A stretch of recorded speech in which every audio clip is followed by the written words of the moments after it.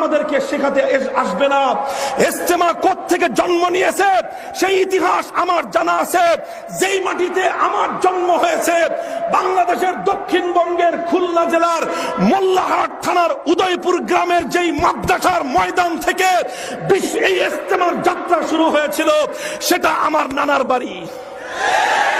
মায়ের কাছে মামুর বাড়ির খবর নিয়ে আসবা না তোমরা।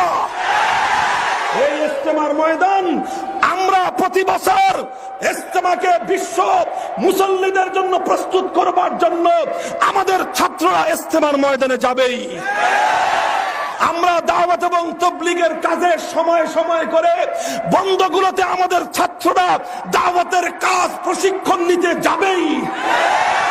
বছরের পরীক্ষা শেষ হওয়ার পর আমার সন্তানেরা চিল্লা লাগাবার জন্য দাওয়াতের ময়দানে বের হবেই।